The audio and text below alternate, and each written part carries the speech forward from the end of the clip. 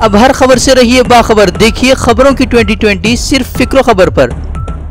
भटकल समेत मुल्क के मुख्तलिफ हिस्सों में कल रात नजर आया रमजान का चांद। ऐलान के साथ ही शुरू हुई रमजान की पुर्रौनक बहारें। आज से होगा पहला रोजा। कर्नाटक के वजीर आला के तौर पर येडियुरप्पा ने लिया हलफ। कर्नाटक के 23वें वजीर आला बने येडियुरप्पा। बीजेपी कारकुनान ने मनाया जश्न। हल्फ बर्दारी को लेकर कांग्रेस सदर राहुल गांधी ने ट्वीट कर किया हमला। कहा अक्सरियत से दूर बीजेपी की हुकूमत आइन का मजाक। पूरा हिंदुस्तान जमहूरियत की शिकस्त पर आज मनाएगा मातम।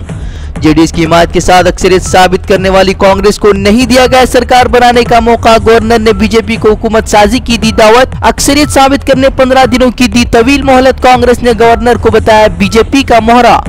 हलफ बर्दारी को लेकर कांग्रेस ने कल देर रात खटखटाया सुप्रीम कोर्ट का दरवाजा। सुप्रीम कोर्ट में 3 घंटे चली सुनवाई के बाद सुप्रीम कोर्ट ने येडियुरप्पा की हलफ बर्दारी पर रोक लगाने से किया था इनकार। सुप्रीम कोर्ट ने बीजेपी से मांगी अराकीन की फहरिस्त। सुप्रीम कोर्ट ने दी 1 दिन की मोहलत। कल होगी अगली सुनवाई। अराकीन की खरीदो फरोख्त को लेकर कांग्रेस परेशान। सभी एमएलएस को बेंगलुरु के ईगल्टन रिजॉर्ट किया गया मुंतकिल। जेडीएस ने भी अपने अराकीन को रिजॉर्ट किया रवाना। कुमार स्वामी ने कल बीजेपी पर अराकीन को 100 करोड़ का ऑफर देने का लगाया था इल्जाम। दिल्ली में ममता बनर्जी के खिलाफ सीपीएम कारकुनान का एहतिजाज। मगरबी बंगाल में तशद्दुद पर नाराजगी का किया इजहार। तशद्दुद में अब तक 12 लोगों की हुई है मौत। शाहजहांपुर में मेले के झूले से बिजली का तार छूने से पेश आया दर्दनाक हादसा। 12 बच्चे बिजली के झटके से हुए जख्मी। 1 बच्चे की हुई मौत। अकोला में डिप्टी सीईओ रिश्वत लेते हुए रंगे हाथों हुआ गिरफ्तार। एसीबी ने 1 लाख रिश्वत लेते हुए किया गिरफ्तार। यूपी में मकान की इंहिदामी कार्रवाई के दौरान लापरवाही से पेश आया हादसा। इमारत की दीवार गिरने से स्कूल जा रहे तालिब इल्म की दबकर हुई मौत। एमयू के तलबा ने 15 दिन बाद खत्म की भूख हड़ताल। जिन्ना के बहाने हिंदुत्ववादी तंजीमों के एमयू पर हमले के बाद इंसाफ की मांग लेकर धरने पर थे तलबा। बंगाल बल्दियाती इंतखाबात के वोटों की गिनती। आज सुबह 8 से शुरू हुई गिनती। कल कई इलाकों में कराई गई थी दोबारा वोटिंग।